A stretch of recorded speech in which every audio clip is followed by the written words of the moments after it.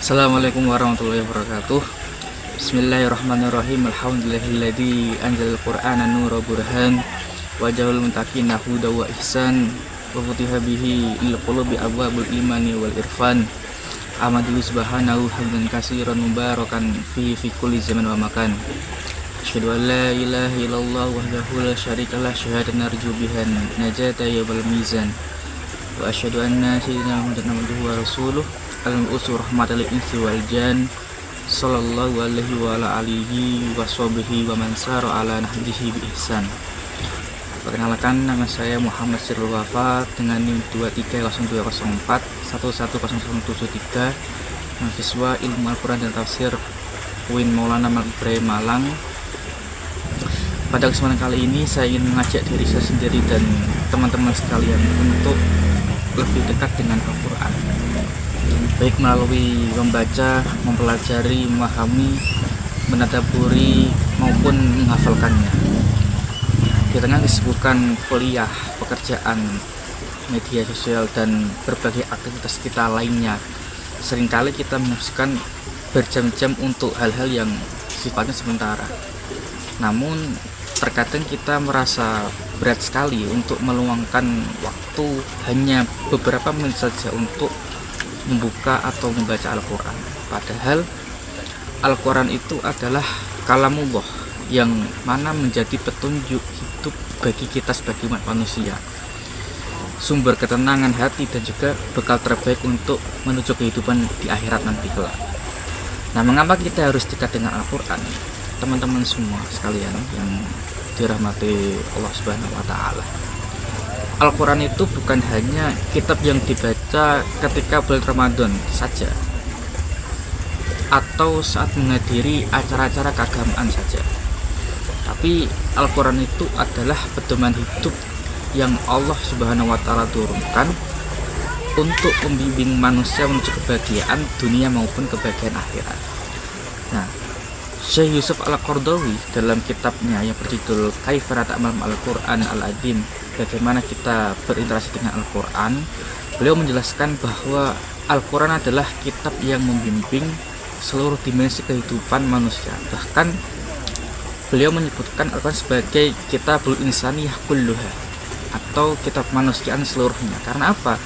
Karena di dalamnya itu terdapat kandungan yang mencakup petunjuk bagi akal, terus kemudian hati, ruh, akhlak, keluarga, masyarakat, dan seluruh aspek kehidupan manusia itu ada pada Al-Quran. Oleh karena itu, ketika seseorang itu dekat dengan Al-Quran, sebenarnya ia sedang membangun kualitas pada dirinya sendiri. Hatinya menjadi lebih tenang, pikirannya menjadi lebih jernih, akhlaknya menjadi lebih baik, dan hidupnya menjadi lebih terarah. Kan Allah Subhanahu wa Ta'ala berfirman dalam Quran surah Al-Isra ayat 9 yang artinya sesungguhnya Al-Quran ini memberikan petunjuk kepada jalan yang paling lurus. Jadi dari situ bisa menunjukkan bahwa siapapun yang menjadikan Al-Quran sebagai pedoman hidup akan mendapatkan arah kehidupan yang benar. Jadi teman-teman sekalian, membaca Al-Quran itu bukan aktivitas biasa, karena setiap huruf yang kita baca itu bernilai pahala. Bahkan Rasulullah SAW pernah bersabda, barang siapa yang membaca satu huruf dari kitab Allah, maka baginya satu kebaikan. Satu kebaikan dilipat gandakan menjadi 10 kali lipat. Bayangkan, ketika kita membaca satu halaman Al-Quran, berapa banyak pahala yang Allah berikan kepada kita. Bahkan dalam hadis lain Rasulullah pernah mengatakan bahwa bacalah Al-Quran karena sesungguhnya Al-Quran itu akan datang nanti pada hari kiamat sebagai pemberi syafaat bagi pembacanya.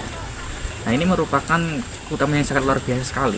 Ketika manusia itu membutuhkan pertolongan pada hari kiamat nanti, Al-Quran ini bisa hadir menjadi pembela dan pemberi syafaat bagi orang-orang yang senantiasa membacanya. Selain membaca, menghafalkan Al-Quran pun juga memiliki keutamaan yang sangat besar sekali, teman-teman. Banyak orang berpikir bahwa menghafal Al-Quran itu hanya untuk santri, hanya untuk ustadz atau orang-orang yang memiliki kemampuan luar biasa. Padahal Al-Quran ini diturunkan untuk seluruh umat Islam, menghafalkan Al-Quran itu bukan soal siapa yang paling cerdas, tetapi siapa yang paling sabar dan bisa konsisten. Rasulullah SAW bersabda bahwa kepada penghafal Al-Quran akan dikatakan pada hari kiamat nanti, bacalah dan naiklah derajatmu, bacalah dengan terus bagaimana engkau membacanya ketika di dunia. Semakin banyak hafalan yang dimiliki dan dijaga, maka semakin tinggi pula derajat yang Allah berikan. Karena itu jangan pernah berpikir bahwa kita itu sudah terlambat untuk memulai. Ada yang mulai menghafalkan sejak usia 5 tahun, terus kemudian ada yang mulai ketika dia masih kuliah, ada yang mulai setelah menikah, bahkan ada yang mulai ketika usia sudah lanjut. Yang terpenting bukan kapan kita mulai, tapi apakah kita itu mau memulainya. Jangan menunggu sempurna. Seringkali kan kita berkata bahwa nanti kalau bacaan saya sudah bagus, nanti kalau saya sudah punya waktu luang, nanti kalau saya sudah siap baru menghafalkan. Padahal jika kita terus menunggu, bisa jadi kesempatan itu tidak akan pernah datang sama sekali. Ini saya jadi teringat dengan makalah guru saya. Beliau pernah mengatakan bahwa memulai itu tidak harus sempurna, tapi ketika kita ingin sempurna maka kita harus memulai dulu.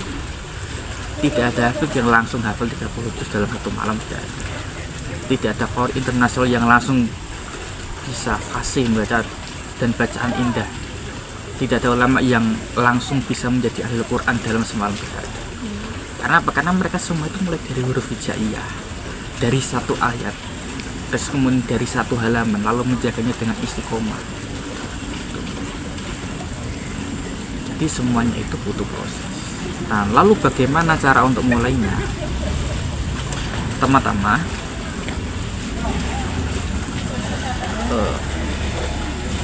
sebelum kita masuk ke memulainya, tadi seperti sudah kita singgung bahwa Al-Quran itu bukan sekedar kita bacaan.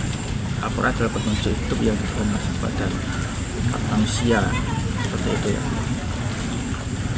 Jadi cara mulainya itu bagaimana? Pertama, kita itu harus punya niat yang baik.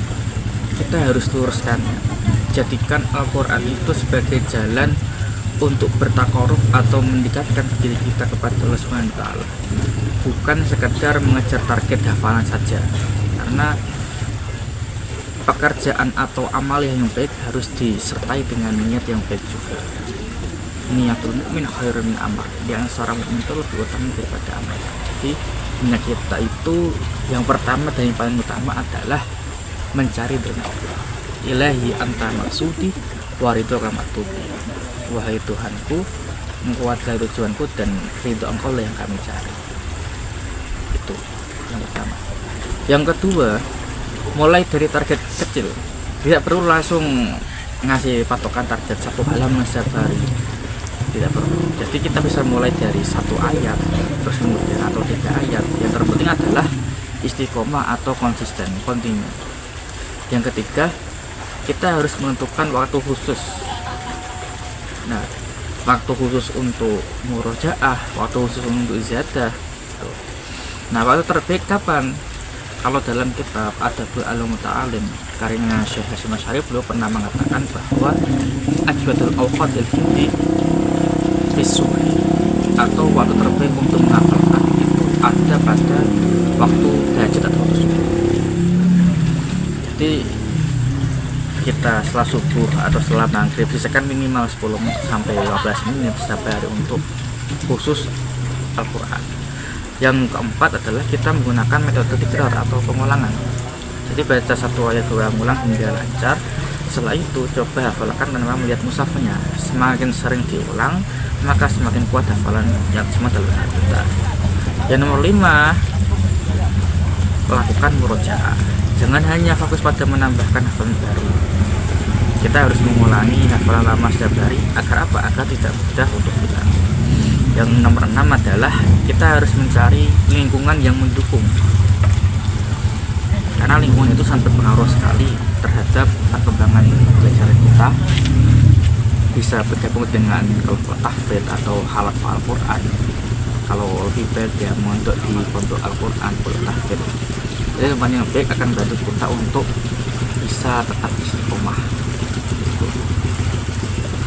Jadi mungkin itu teman-teman yang bisa saya sampaikan terkait masalah motivasi atau ajakan.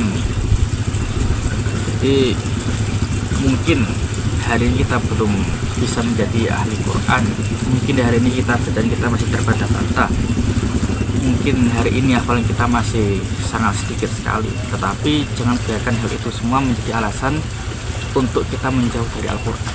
Justru karena kita masih memiliki banyak kekurangan tadi itu, maka kita harus semakin membutuhkan Al-Quran. Jadi mari kita mulai dari langkah yang sederhana, mulai dari satu ayat, mulai dari 5 menit setiap hari, mulai dari satu halaman setiap pekan, karena langkah kecil yang dilakukan secara istiqomah akan menghasilkan perubahan yang sangat besar sekali. Kalau bukan sekarang, kapan lagi? Kalau bukan kita, siapa lagi? Ya, semoga Allah Subhanahu wa Ta'ala bisa menjadikan kita termasuk ahli Quran, yaitu orang-orang yang senantiasa membaca Al-Quran, hafalkannya, memahamikan dan juga mengamalkan isinya dalam kehidupan sehari-hari kita, dan kelak nanti pada hari kiamat kita bisa mendapatkan syafaat dari Al-Quran. Amin amin ya rabbal alamin.